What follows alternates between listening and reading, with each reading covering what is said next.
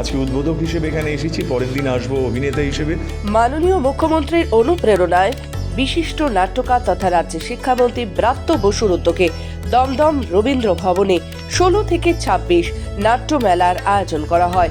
বিশিষ্ট নাট্যকার দেবশঙ্কর হালদার সহ মঞ্চে উপস্থিত ছিলেন দমদমের সাংসদ সৌগত রায়, দমদমের বিধায়ক ব্রাত্য বসু পুষ্পস্তবক ছড়িয়ে আজকের নাট্যমঞ্চের শুভ সূচনা করেন। মঞ্চে চরণ দাস নাটকটি মঞ্চস্থ হয়।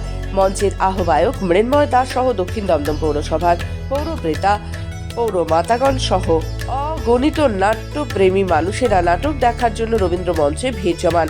আগামীকাল অজিতেশ মঞ্চ, মুক্ত মন ও অগ্নিবীণা এই 3টি নাটক মঞ্চে অনুষ্ঠিত হবে। 2011 সাল থেকে পট পরিবর্তনের পর থেকেই আমরা দমদমে মমতা বন্দ্যোপাধ্যায় আমাদের বিধায়ক জবে থেকে দমদমে এসছে, শিক্ষামন্ত্রী ব্রাত্য বসু তারই নির্দেশে আমাদের তরফ থেকে দক্ষিণ দমদম পৌরসভা বা আমাদের বিভিন্ন পৌর প্রতিনিধিদের নির্দেশ দিয়ে তিনি এই নাট্য উৎসব চালিয়ে যাচ্ছেন।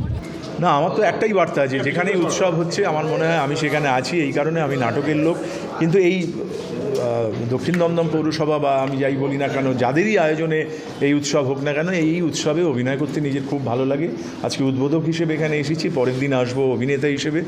আমার মনে হয় এই নাটকের চর্চা এবং তার প্রসারে এই জায়গাটির, বিশেষ করে দমদমের, আমি এই কথা অবশ্যই স্বীকার করব, এমন একটা মাহাত্ম্য আছে, এমন একটা জোর আছে। এরা যে এই উৎসবটিকে এত সুচারুভাবে আয়োজন করেন, এত মানুষকে দেখাবার চেষ্টা করেন, তার জন্য আমাদের প্রত্যেকটি নাটকের মানুষ এই উৎসবের কাছে কৃতজ্ঞ।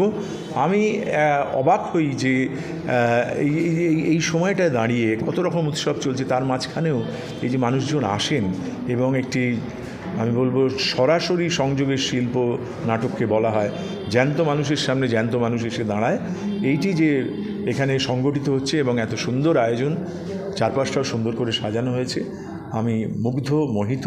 এই উদ্যোক্তাদের আমি সেজন্য সাধুবাদ জানাচ্ছি। আমাদের এই সাউথ দমদমে প্রায় প্রত্যেকটা হলকে আমরা ব্যবহার করছি। We are quite happy. মানে এখানে আজকে যে লোকে আসছেন, আমার সাংসদ সৌগত রায়ও একটু আগে উদ্বোধনী অনুষ্ঠানে ছিলেন, নাট্য একাডেমির চেয়ারম্যান বিশিষ্ট অভিনেতা দেবশঙ্কর হালদার, তিনিও একটু আগে এই নাট্যোৎসবে এসেছিলেন। আগামী দিনে তিনি এই উৎসবেই অভিনয় করতে আসবেন। ফলে সব মিলিয়ে বলতে পারেন যে আমরা আমাদের ভালো লাগছে। আপনার কোনো নাট্য এবার প্রদর্শিত হবে? আমি তো থিয়েটার করি না ভাই, এখন আমি যখন থিয়েটার করবো তখন আবার হবে নিশ্চয়ই। আমরা কবে দেখবো বাধ্যতাকে আবার মঞ্চে?